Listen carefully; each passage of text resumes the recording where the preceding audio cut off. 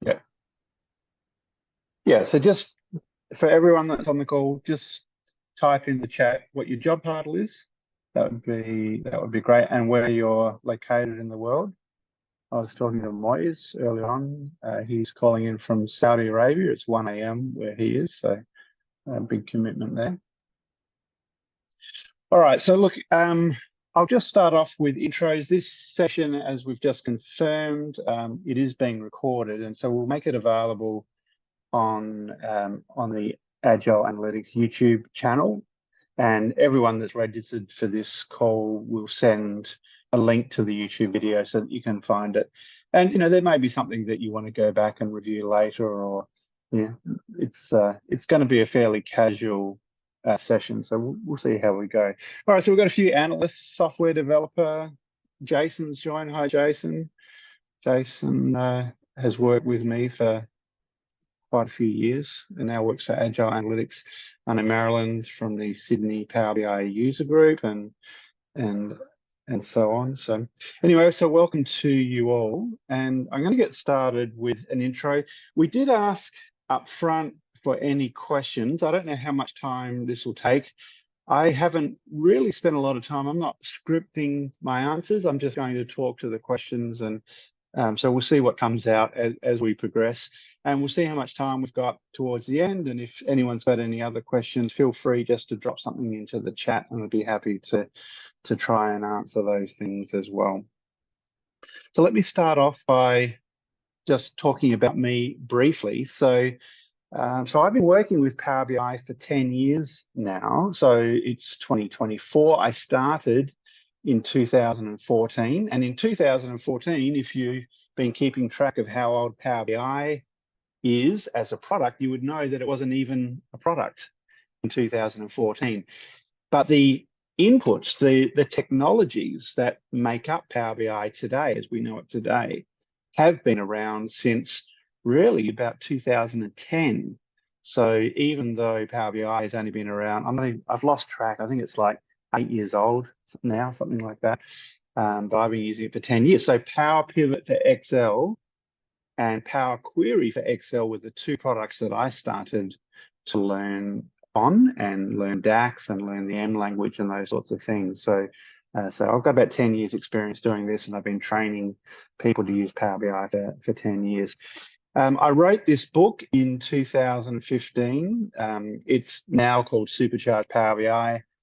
Power BI is better when you learn to write DAX. And so this is actually a DAX book. If you want to learn DAX, I highly recommend this book to you. It's had 3 or 4 different versions over time. You can see a few of them on the screen there. I was trying to think about this before the call. It's very hard to know how many books you've sold in the world of online digital sales and stuff, but I'm pretty sure I've sold maybe 50,000 of these, and I'm sure there's been at least that many copied and pirated as well in the world of digital sharing. But anyway, I wrote the book because in my experience, it was difficult to learn DAX, and this book will help you if you want to learn to be good at DAX. So I started my business Accelerated BI back in 2014, and I sold that business to Iman and Agile Analytics last year. And I'm really pleased to be working with Agile Analytics. So I'm a consultant now for Agile Analytics. I do training for Agile Analytics under certain circumstances. So I'm pleased to be able to have my business continue its life as I move into my next phase of my life, which is really these last 2 bullet points. So I'm an 8 times Microsoft Power BI MVP. And in fact, I've got 2 weeks to go. So this is actually probably going to be my last call, or second last call as a Microsoft MVP. So there's an annual renewal cycle. You have to apply to be an MVP. You have to demonstrate your contribution and expertise, so contribution to the community and expertise on the products in order to be recognized as a Microsoft Power BI MVP. And I made a decision last year that this would be my last year. And the reason I'm doing that is because I'm officially retiring at the end of this year.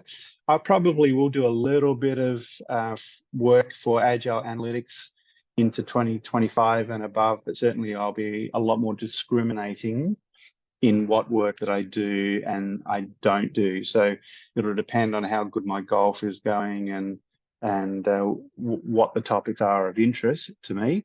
And then, I may get involved moving forward. So, all right. So just a couple of caveats on this session. So first of all, I don't know everything about Power BI. And in fact, I would argue that nobody knows everything about Power BI. When it first started, it was relatively easy to be competent across all areas. But increasingly over time, it's becoming more difficult to know everything. It's just become such a big product. I don't know everything about Power BI.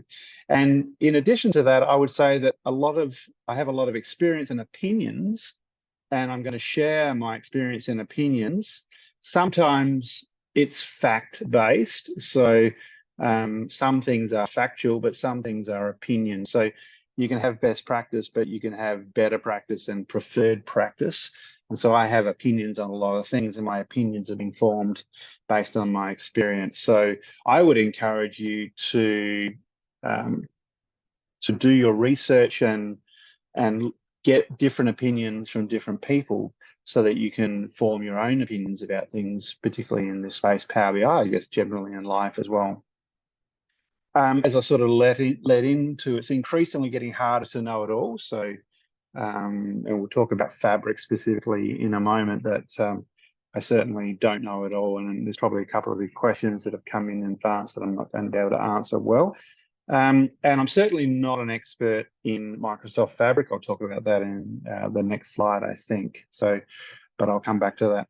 And lastly, you will see this photo that you can see in the top right-hand corner of the screen. This was a photo from maybe 6 years or 7 years ago now. So I'm certainly older than that photo. I'm doing my best to update those photos over time, but yeah, I'm a little bit closer to retirement than might be indicated in that photo on the screen.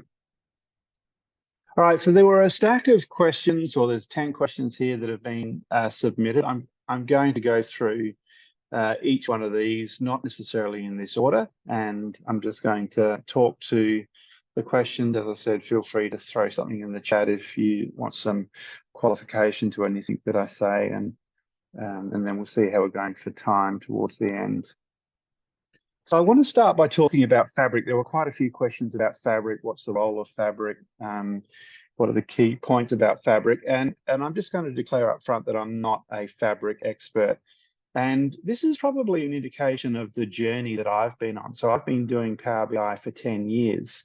And as I said before, Power BI has become much bigger now than it was when I started. And I would say I'm an expert in DAX, data modeling. So this is that's the modeling part of Power BI. Power Query and the M language. I have deep knowledge in that as well.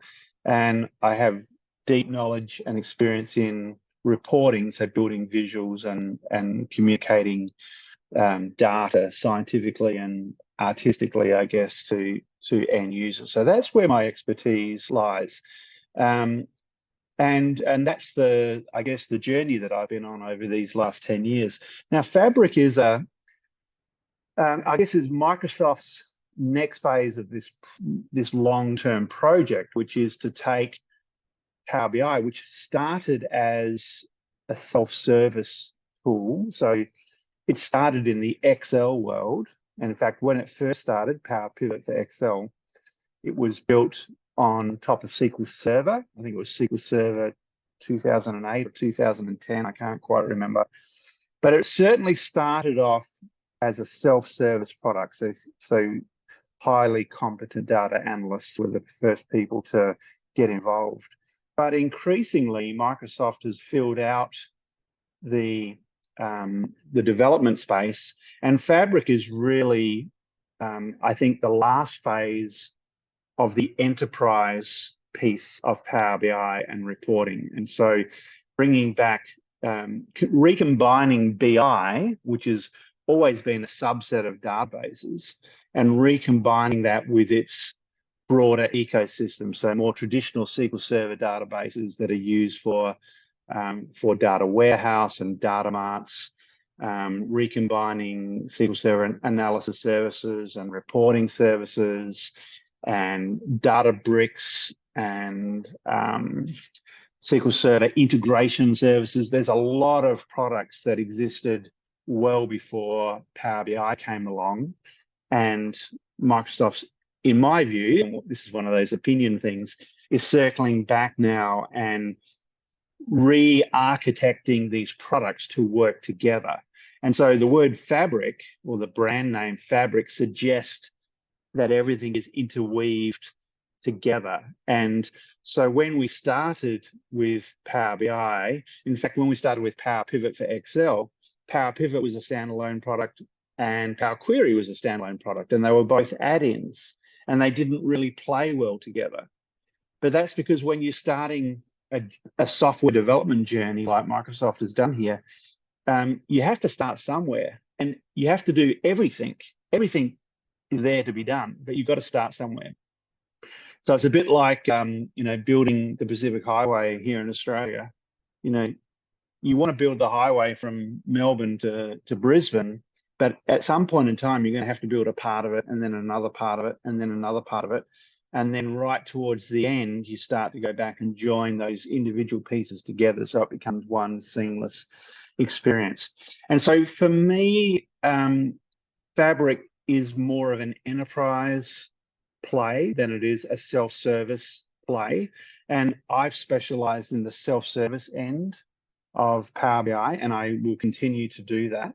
So more teaching individuals about how to use the tools. And then I lean on, my partner now, Agile Analytics, who has a whole range of skilled individuals that are very specifically skilled in the enterprise side of Power BI and reporting and databases and data marts and those sorts of things. And so they're both important, but I guess just to wrap up on Fabric, I'm not going to be able to give massive insights into Fabric because it's just not something that I've spent a lot of time looking at or investing my time in learning, particularly given where I am in my working cycle, being this is the last year. So it hasn't been a good investment of my time. So if you come to learn something about Fabric, I can only apologize about that. Okay, so I'm just going to try and keep an eye on my chats just in case any chats come in. So nothing there, so all good. So the next question that I want to address is this one here. How does Python and R complement Power BI, or are we better off with DAX? So once again, this is my opinion. This is my experience, and take what I say. And if you don't like it, you can disagree and take a different view. So look, Python and R, in my experience, are quite different to Power BI. R is and this is my interpretation, R is a statistical tool. So when I went to uni, I did Stats 101, and we used, I can't even remember the names of the products that we used back then, but R is an evolution of one of these statistical packages that has been developed over time. It's open source, and it has very specific abilities to analyze and produce graphics around statistics. And there are certainly graphics that you can produce using R that you can't do in native Power BI. So same with Python. Python is more of a generic programming language. It has application for data cleansing. Data cleansing is in the Power Query space, but you can also use Python for other visualization techniques, I believe. I'm certainly not a Python expert. There are things you can do in Python that you can't do in Power Query. So one thing that you can do in Power Query is connect to a web page and generically extract one or more pages from a website. But you can't use Power Query to connect behind a paywall on a website. So if you have to log in, enter your username and password to get behind a paywall or a firewall of some sort, and then extract some data from the website. Well, you can't do that today with Power Query. You can do that with Python. And so the integration of Python, in this case, you can actually plug that into Power Query if you want, or you can do it as a standalone tool using one of the Python development kits, and you can write Python code to extract data. So Python and R do things that can't be done in Power BI around visualization of statistics and extraction of data. And then Python has a much broader life as a programming language. And in fact, Python is something that I've wanted to spend some time on over the last 10 years, but just haven't had the time to do it. I have a day job and need to earn a living. So it's probably something that I'll do in my retirement, is learn Python. And because it's just a great general programming language that you can do very many things. So I think if you don't have a need for those things that I've talked about, then you can, of course, use Power BI very successfully without learning these tools. And if you do have a specific need for those Python or R, you can do those in the standalone environment. And then thirdly, if you want to integrate those things together, you can certainly do that in Power BI.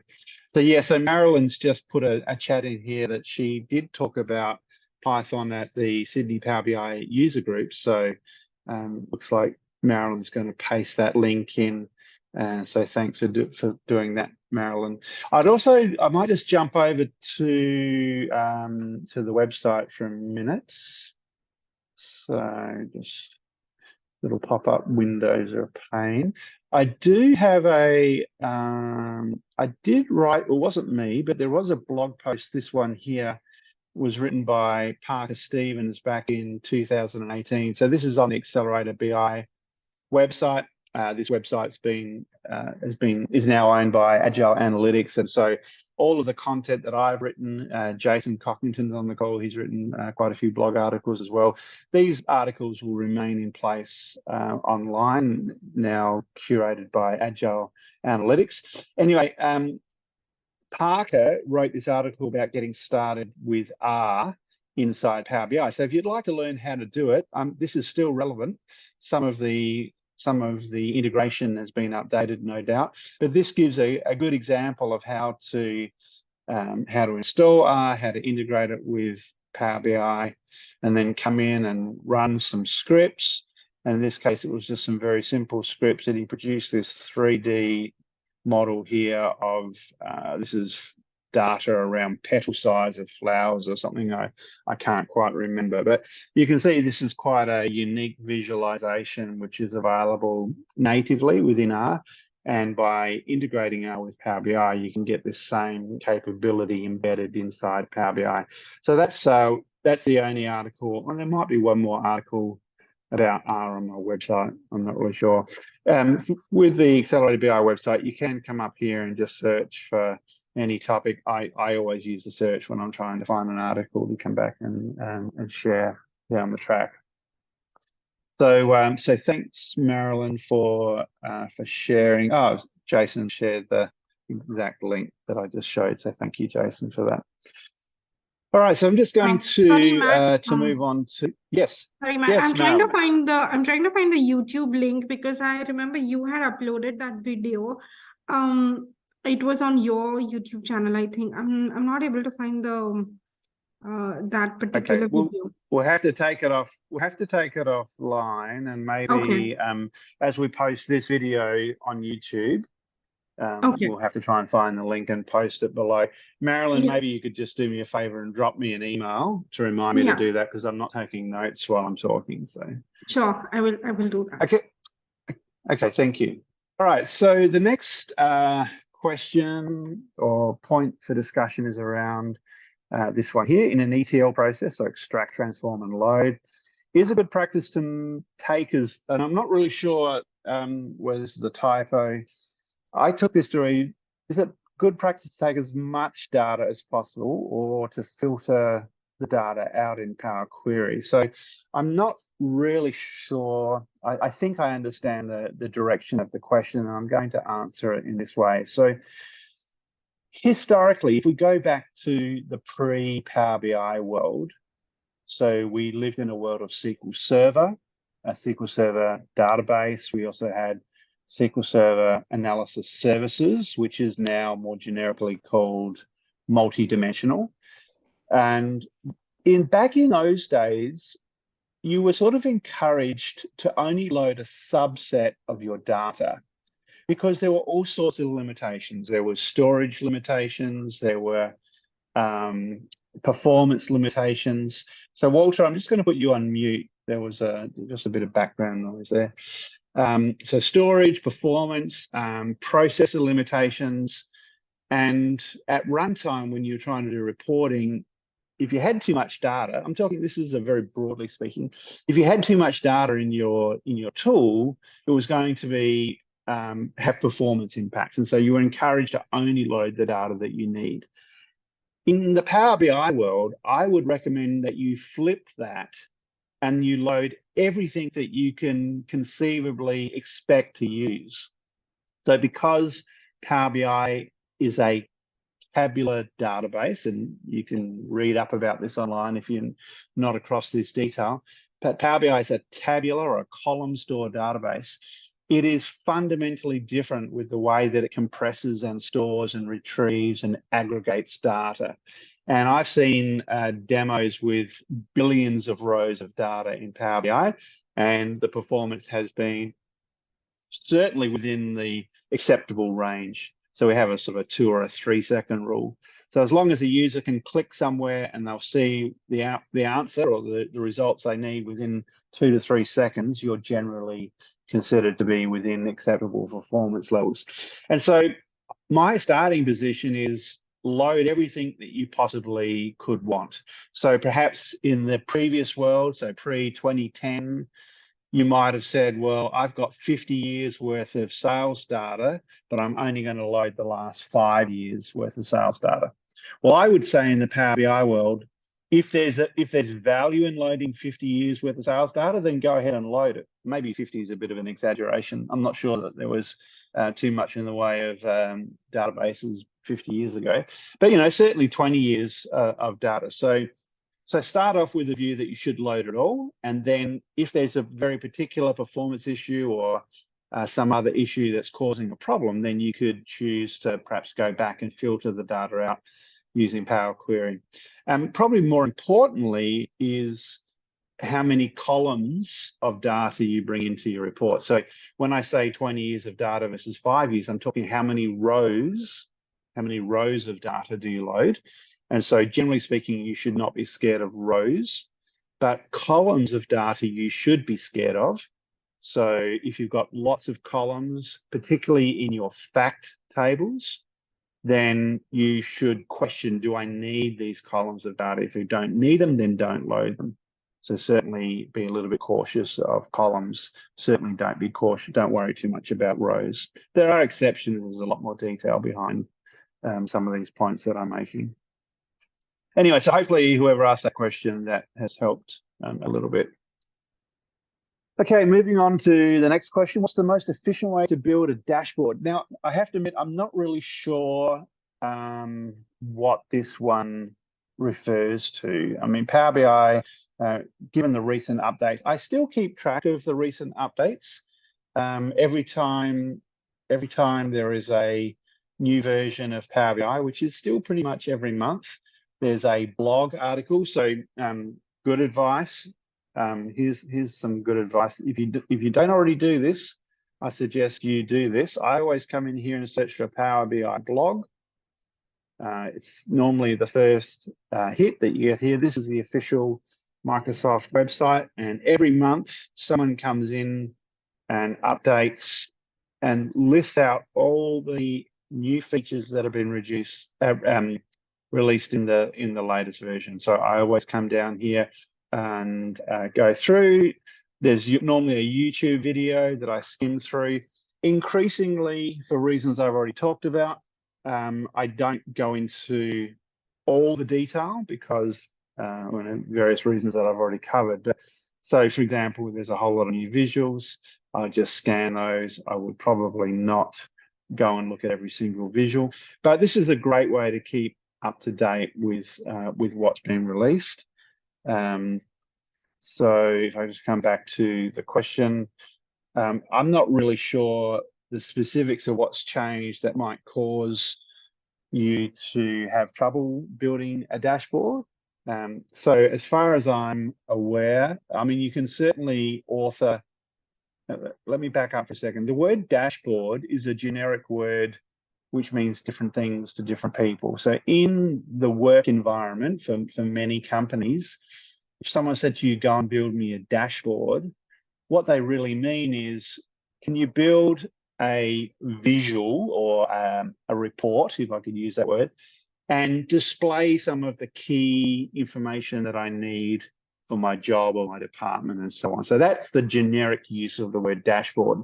Those of you that have been around Power BI for a while would know that the word dashboard in Power BI has a very specific meaning, which is an online visual that allows you to link back to individual reports across multiple workbooks and even certainly multiple workbooks and multiple reports and pages.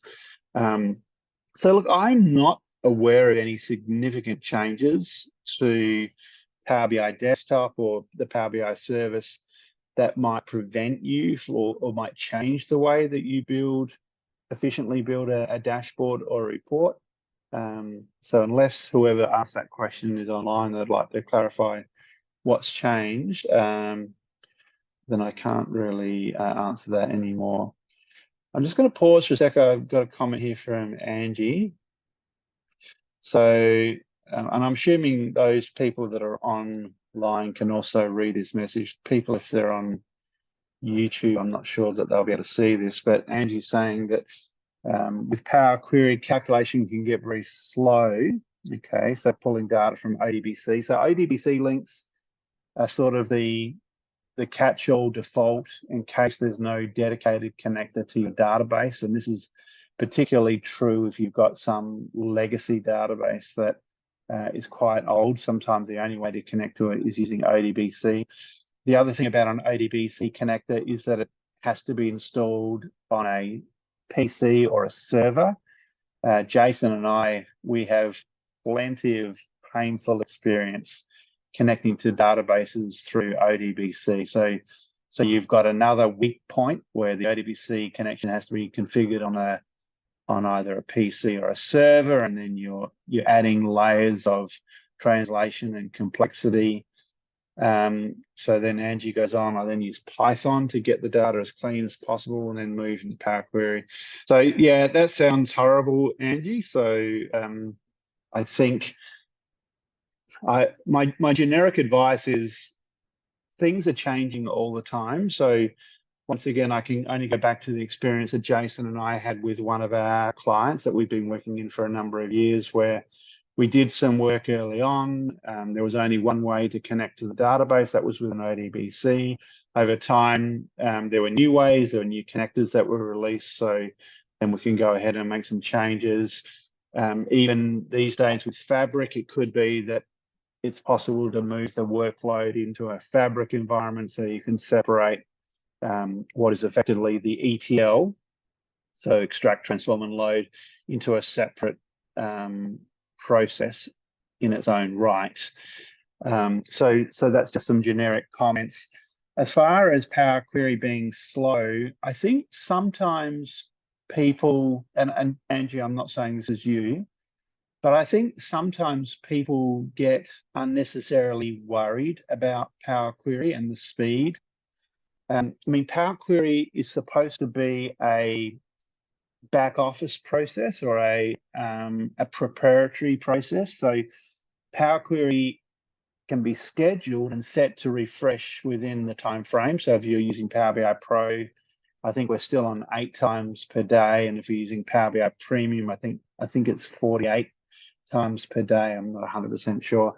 So you can refresh these processes on a schedule. So frankly, I don't care if Power Query takes 30 minutes to refresh. If the data is daily data and it needs to be there at 7 a.m. so that people coming to work can see what happened yesterday in the business, then I really don't care whether it's 30 minutes or 60 minutes for Power Query to do its job. Where I do care is when I need to refresh the data multiple times per day and it takes an hour to refresh, then it can be a problem, right? So I'm trying to refresh maybe 8 times per day, or if I'm working around the world 24 hours a day. If it takes an hour to refresh, then by definition you can't update it any more than 24 times in a day. And if you need data in real time, then that's probably not the best approach. You can certainly, Marilyn's put a note in there about incremental refresh. That's certainly true. Although, so you can use incremental refresh, but incremental refresh works best where you have new transactional data coming in. In the case of the client that Jason and I have done some work for, unfortunately, what happens is that it's sort of more like a project management data source rather than a transactional data source like sales. So historical records change over time. And so it's a much more complex incremental refresh because you have to go back and grab a transaction that was generated 12 weeks ago and reload that transaction with the changes that have made. And given the complex transformations that we have to do at the same time, then incremental refresh has been a little bit difficult to deploy. So, all right. So look, hopefully, Angie, it sounds like, yeah, you've got some problems and that can certainly happen, but just a couple of comments. Yeah, Jason's just made a comment about Data Factory as well. So yeah, I touched on that before, but and this is actually, I just want to sort of highlight an interesting journey. So I'm about, Jason, I can't remember when you start, 2020. So I'm 6 years ahead of Jason. So Jason worked in Accelerator BI with me for 3.5 years or so before Agile acquired business. And so, I was learning stuff in the pure Power Pivot, Power BI world, and then Jason's come on board, and Jason's picked up a lot of the work that I've done, but now he's learning things in Fabric that I'm not learning. So it's sort of Jason's picked up the baton. So, if I had any questions about Fabric now, I just go straight to Jason because he knows a hell of a lot more about it than I do. But so Jason's saying that inside Fabric, you've got our Data Factory, which using tools to extract from your source system and load it up. And so Data Factory, once again, I'm not an expert, I'm probably showing but I think Data Factory might have Power Query available now, and it's sort of, the objective is to replace SQL Server integration services, which is something very complex that I worked on very early on in my time in Power BI. All right, so let me move on. So yeah, I can't really comment too much about the dashboard changes. All right, so so this, how are we going for time? So we've got 25 minutes, so we're all doing okay. So general question, can you name some DAX functions that are not well known that you found useful in your work? So I do have a couple that I want to talk about here. So first of all, I want to use the question to highlight that you must know the following functions well. So the ones on the left. So you must know calculate, the all function, the values function, and the filter function. These are the bread and butter functions inside Power BI. If you don't know these backwards, then there is no value, in my view, moving on to learning other functions. 99% of every DAX problem that I solved has used those 4 functions. Maybe I could add something in there. If you then want to go to an intermediate level, I would suggest you start to learn the X functions, so sum X, average X, min X, those sorts of things. I would call them intermediate functions, but these are the bread and butter functions that you must learn. Now, I have a intermediate training course, which is still available today, called Demystifying DAX. I call it an intermediate/advanced training course. And a lot of people come to me and they say, you know, I know DAX, but I want to do an advanced course. And there are exceptions in the world, but in most cases, what people need to do is learn these functions better than they do as a beginner. And so a lot of that course, that I actually take people through the journey of deep, deep understanding of these functions. And once you've done that, you really don't need much else in order to be successful. There are certainly exceptions. And so the SumX one is one example that I use. But then coming back to the question, you know, I guess it's more of a general interesting question of interest, is what else have I found useful? And I thought I would just call out these two, the treat as function and the summarize function. So I cover both of these in my intermediate advanced training course, but these are both query functions. So the DAX language is a functional language. That's why we say it's a function. It's a functional language, right? So Excel, Microsoft Excel is a functional language. So what that means is you have a function. So in Excel, you go equals sum, open bracket, close bracket, and you highlight a range, and the function takes the range and it sums values out. That's what a function does. It's sort of like a black box. You pass it the required parameters and it gives you back the answer, which is what that particular function specializes in. So that's what a functional language is. So it's no mistake that DAX is a functional language, because Microsoft decided that they wanted this language to be easily accessible to Excel users, and therefore they wanted to deliver a language which was easy for them to use and follow and adopt. Now, these two items on the right are also DAX functions. So treat as is a function, summarize as a function, but they're also DAX is a query language. And so it's far too big a topic to go into depth today, but I do want to just draw your attention to, I just have to resize this screen a little bit because I can't see I've got this little floating toolbar at the top. There we go. So let's see here. So I've got a article here, DAX is a query language. There it is. Sorry, it was probably the first one that I had. So this is, if you come to my website, just search for DAX as a query language, you'll find all of these articles. I wrote a series. So this is back in 2017, but this is the one to start with, an introduction to DAX as a query language. So if you don't know this and you want to learn something interesting that will help you on your journey to become an expert at DAX, this is a great topic. So maybe 3 or 4 different articles that I've covered. It talks about DAX as a query language. It introduces some of the basics, and covered within that certainly is the summarize function. How are we going for time? I probably won't do any demos here, just given the amount of time that we've got, but so that's the summarize function.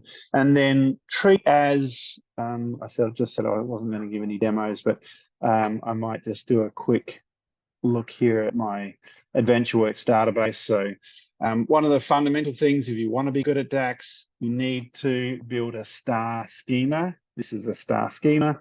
So more correctly, this is a star schema where I've got some dimension tables and a fact table. I've got a second fact table here, which is a budget table.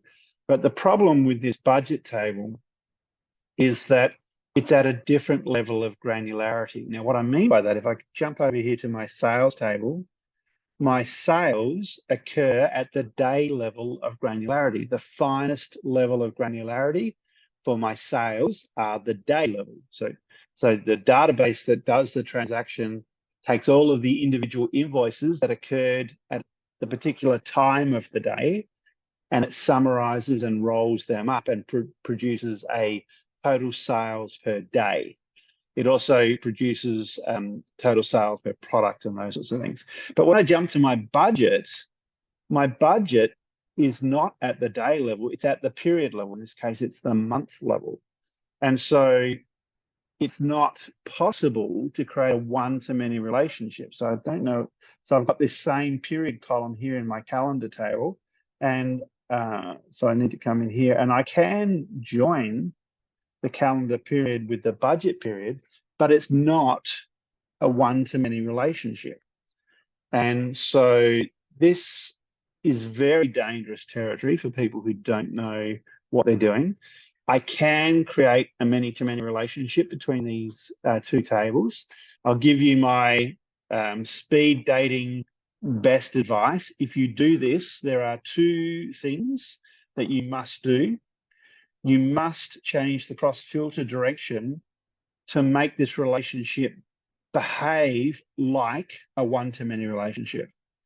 And a one-to-many relationship, the dimension table filters the fact table. So that's what this one does. This customer table is filtering my sales table. So you must change the cross-filter direction to the dimension table filters the fact table. So that's the one that you must select. You can keep many-to-many. The second thing that you must do if you're going to use this type of relationship is that you must ensure that every possible value that exists in your fact table, in this case, it's period. So I've got July 2018, August 2018. It is your responsibility to make sure that each one of these values exists up here. So you need to check them off because Power BI will not do it automatically for you. And this is a big risk. If I'm missing one of these values, so let's say, for example, if July 2018 does not exist in my calendar table, you will get incorrect results. And you won't even know that you're getting incorrect results. It'll be hidden from you. So be very, very careful. They're the two things that you need to do if you create a many-to-many relationship. Now, but creating a many-to-many relationship is only one way to solve this problem. You can also use DAX, a function like treat as, to create a relationship. And so I will just do a quick demo here. So let's say I want my calendar table to filter the budget table. So I've got no relationship there. So let me bring, I'll bring calendar year in, and I'll bring my budget amount in, and I'll change it to a table, and I'll set this to don't summarize. And I thought I changed it to a table. So now you can see that this calendar year, maybe can I make this a little bit bigger? Let me see. I think it's down here somewhere. It's a while since I've done this. All right, so you can see here now that I've got my budget number here, and I've got my calendar year. And for every year, I'm getting the total budget. That's because there is no relationship. I didn't create a relationship between the calendar table and the budget table. So therefore, when I put a filter on calendar year, there is no filter on my budget. And as a result of that, I'm getting the same budget all the way down. But I could use what I would call a virtual filter using the treat as function. So I'm going to write a new measure, and I'll just call this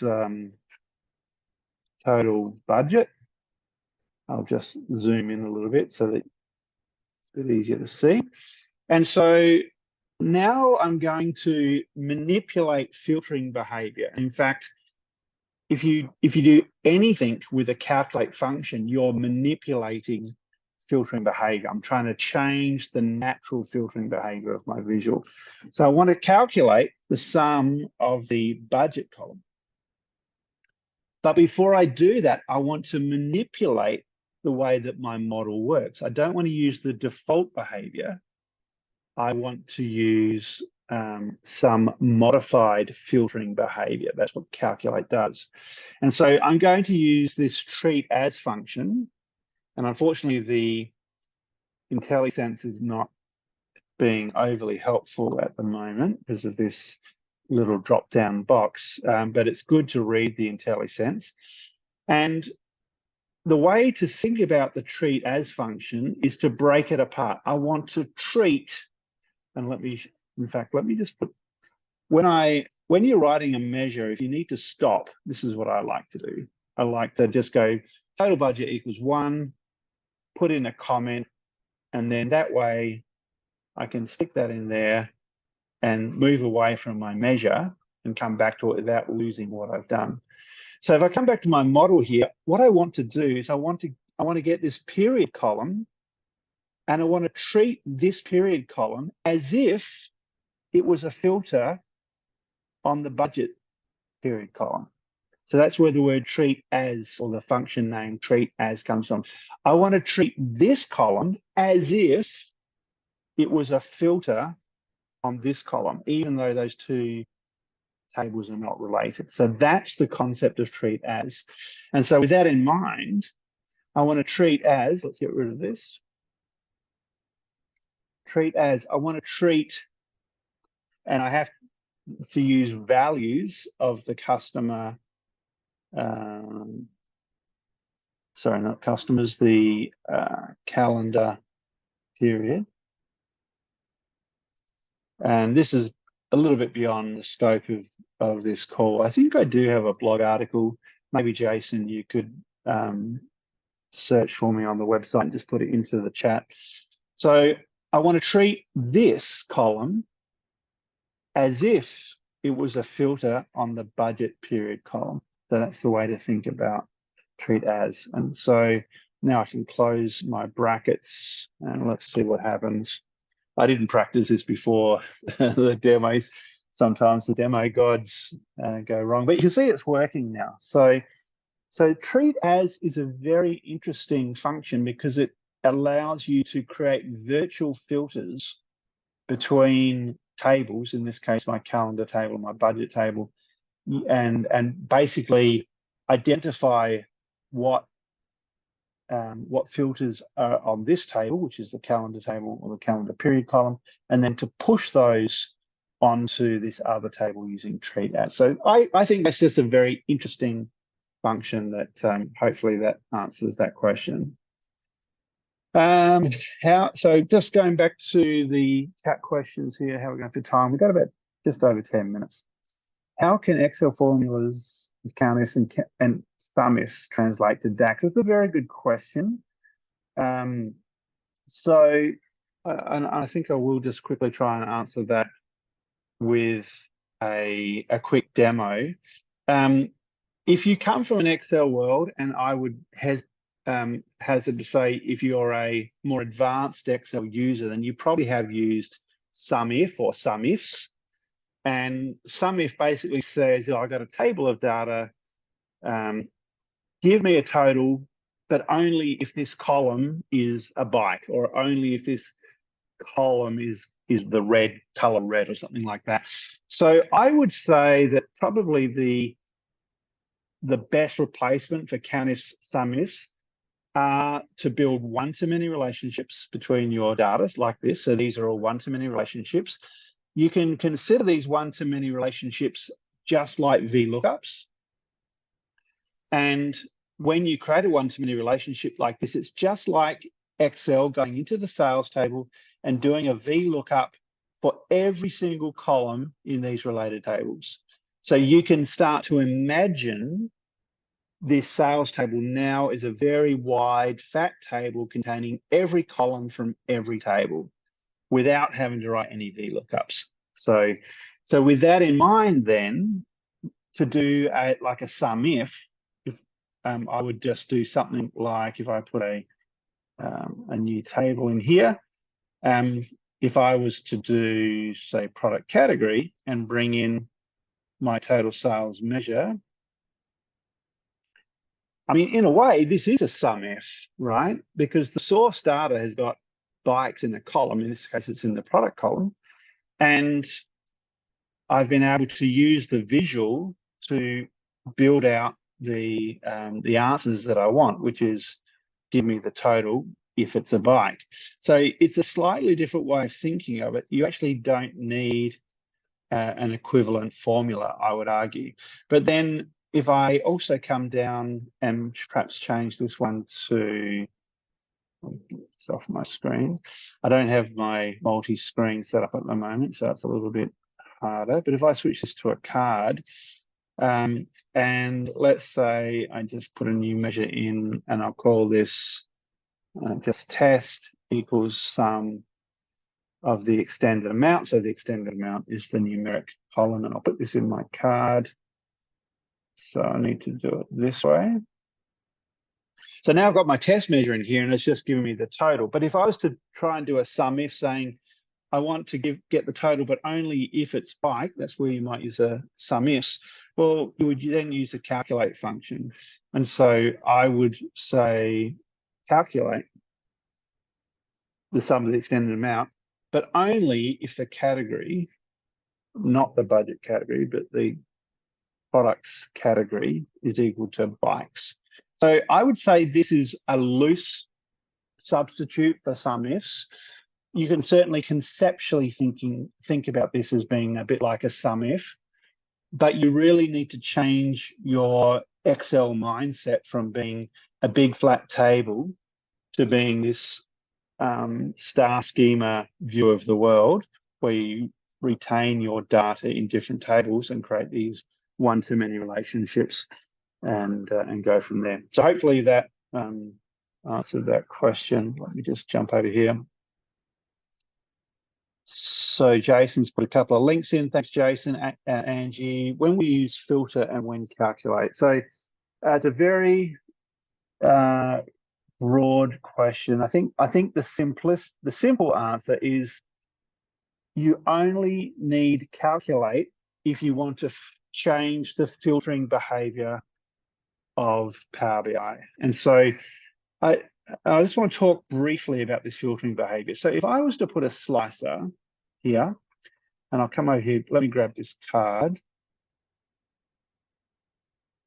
And I'm going to replace that test measure with just total sales. And in this card, I'm going to put, say, product color. Sorry, it's a little bit small. I'm not going to increase the size. But when I click on one of these colors in this slicer, the sales changes, right? Now, this would be no surprise to anyone. Everyone understands this. This is what a slicer does. It's filtering my data. But people tend not to be so clear about is if I come up here and change this to, say, a table, and I bring product color onto the rows in my table, I'm actually getting the same thing here. I will just increase the font size here a little bit. This visual is doing exactly the same thing as was being done before with a slicer. It's just that in this case, the table, this is a table visual, is putting a filter on the product color. In this case, the filter is on product color is black, and then it's adding up the total. So, but conceptually, people don't get their head around the fact that that's what this visual is doing. In fact, every visual does this. So if I come up here and change this to a column chart, now the axis of the column chart is putting a filter on the product color in the products table, and then the total's being calculated. And it would be the same if it was a pie chart or anything else. So this is a long way of answering. I was going to give you a quick answer, and this is a long way of answering that question. But the question is when to use calculate. Well, you use calculate when these visuals, the visualizations that you can do within Power BI, don't give you the answer that you want. So when I need an answer that is different and I can't get the answer that I want just by using the visual, then calculate is a tool that you can use to help you get that answer. And so, and what calculate does is, as I mentioned before, it allows you to take this default behavior of the model, in this case, one-to-many relationships with filters going from the one side to the many side and so on. And it allows you to override that behavior in order to solve a particular problem. And at risk of going a little bit off tangent, I'll give you an example. So if I put in here, let's go product. Let me think about this for a second. If I put product category here's my total sales of product category. But if I was to write a measure here for customers, I'll say total customers equals count rows of the customers table. So the customers table, one row is one customer, and therefore, if I bring total customers in, now the natural filtering behavior of Power BI is not actually doing what I want. This number is correct. There are 18,484 customers in this database. But what if I want to know how many customers purchased bikes? How many customers purchased clothing? Well, the natural filtering behavior of my model doesn't provide a solution to that. So this is where I can use calculate, because I want to change the behavior of the way the model works. And so I'm going to do another measure, and this will be total customers that have purchased, and I'm going to manipulate the natural filtering behavior. So I'm going to calculate, I still want to calculate total customers. So I'm going to reuse that measure. But what I want to do is I'm going to manually apply a change in filtering behavior. And so I'm going to say cross filter between the customers table and the sales table in both directions. And so in this case, I'm using this relationship modifier to change the filtering direction of the relationship between the customers and the sales table to both directions. I'm not sure why that's got an IntelliSense error. I don't think I've done it wrong. Sorry, it goes to show how rusty. So it's the customer's customer key and the sales customer key. So sometimes IntelliSense is right. So I've got to specify the columns. And now if I bring this in, now I'm getting a different number. I'm getting the total customers that have purchased. So I wasn't able to get this answer using native DAX and the standard structure of my model, but I was able to use the calculate function to change the natural filtering behavior of the model. All right, look, I know you asked another question about filter. I have sort of gone a little bit over. I don't have a need to, I don't have a hard stop here, so I think I will just go to the last three questions that I have here. And if you want to stay on, if you can't stay on, that's fine. As I said, we're recording it. You can watch it on YouTube later on if you like. Okay, so this question was pretty broad around the new artificial intelligence Copilot. What advantages does it have? This is a bit in the space of fabric for me. I haven't spent a lot of time looking into AI. Some of you may be familiar with the Gartner hype curve. So I don't know if I can draw a picture here, but the Gartner hype curve basically goes like this. And what it says, and so this is time over this way, we've got time. And so what happens is you get this rapid rise in focus. So on this axis is interest, if you like. So very early on in time, you get this rapid rise. Everyone's interested in AI, and it's the hot thing. But then I think this is called the valley of despair or something like that. But then it falls away, and then this is sort of more the reality, what actually is going to happen over time. So Bitcoin went through this same hype curve, digital currencies and those sorts of things. And it's a phenomenon that happens throughout software, and in this case, artificial intelligence. So look, there's a lot of hype around AI, and everyone's trying to be in the game and to do things. And there's some good stuff out there. So I think there's a question coming up in a moment about ChatGPT-4. So I'm certainly not saying that there's no value here, but I think it will take time to play out before we start to see real value. I think then this next question, and maybe it was in the afternoon session, but I'll give you an example. So as I said, Jason and I have been working together for a bit over 4 years now. And so I had to do some work in Power Query. I'm trying to stretch my memory a little bit here. I think I had to go and build a data connector for, maybe it was through an API, I think. And I was provided this data connector using curl, which is another language, CURL. And I didn't know the first thing about curl. The specifications of the API gave curl script examples, and I was trying to do it in Power Query, and I didn't know how to do it. And Jason and I were chatting online, and we basically both said, why don't we just let's go and try ChatGPT. And so I just went into ChatGPT and said, hey, I'm trying to translate this curl script into a Power Query M code. You know, can you show me how to do it? And it spat out this answer, and we looked at it and thought, do you know what, that could work. It looks conceptually right. And so I copied and pasted that code into Power Query, and it worked. And I mean, I was pretty amazed. Now, I guess I think we had to tweak a few little things, but I would say that these tools do have some value today. I think they will definitely have more value over time, but remember the hype curve. So I think that long-term value will only come in the long term.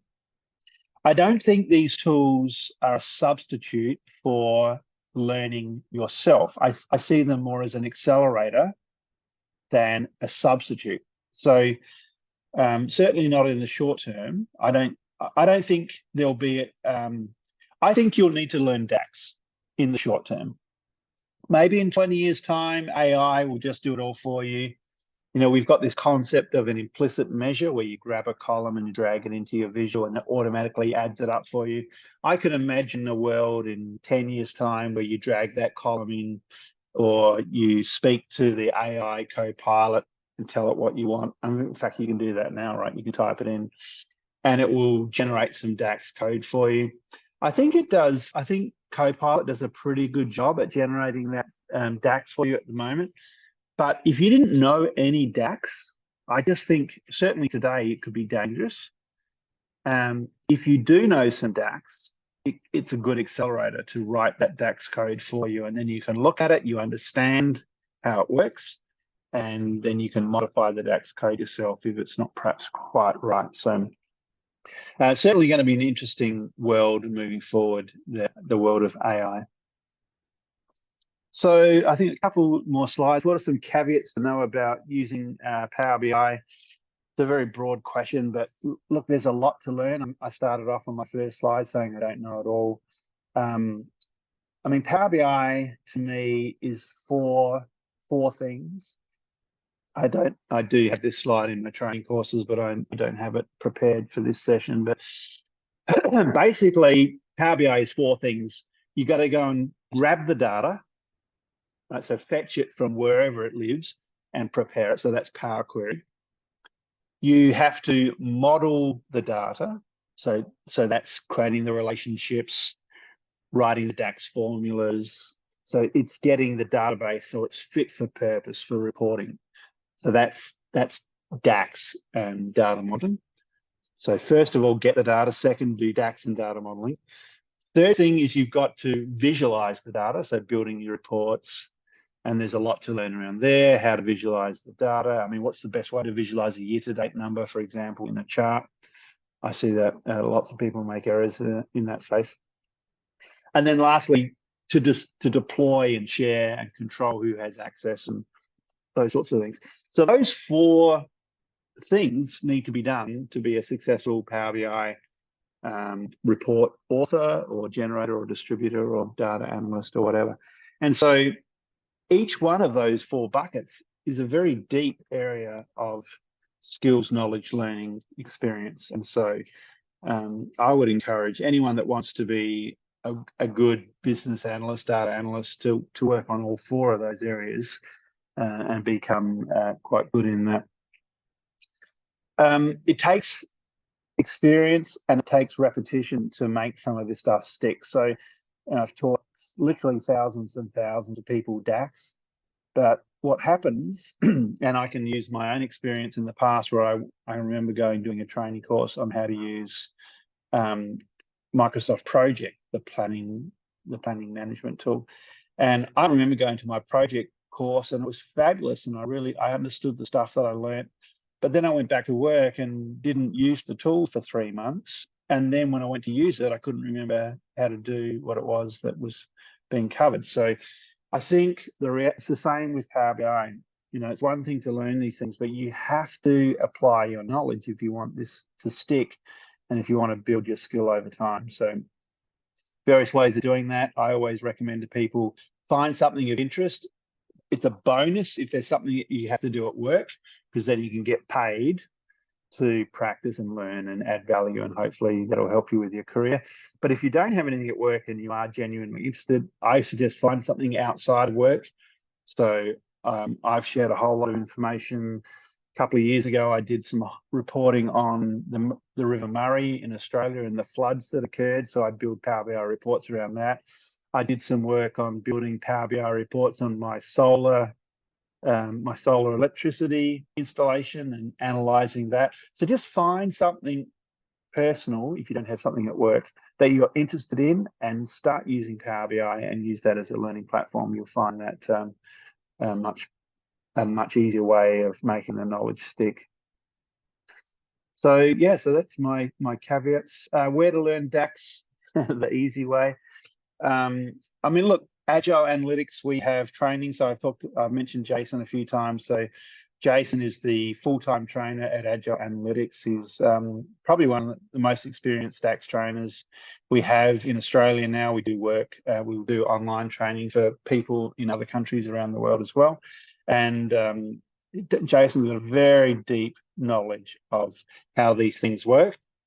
And you would learn well if you joined one of our courses. I also have training available through another one of my enterprises called Skill Wave Training. So just perhaps I'll come up to the slides here. So yeah, so come to the Agile Analytics website, you'll find our training catalog here, everything that we offer. You can also find the same or similar content under the Accelerator BI website. And then I have this other business called Skill Wave Training. And there's this is all video on demand courses, so they're available if that's a better fit for you as well. So Dimitar, hi Dimitar, yeah, augmented your intelligence here. I think that's a good application of the abbreviation AI, probably better than Apple Intelligence. And then Marilyn said Azure Synapse sample data sets. And there's a free Azure trial. So yeah, Marilyn's always goes into these areas that I know less about. So Marilyn's certainly one of those Power BI experts that has more of an enterprise understanding than I do as an individual. So look, I think that was the last slide. So we've gone 10 minutes over, but I'm going to just stop sharing now and see if there's any final questions before we wrap up. And there doesn't have to be.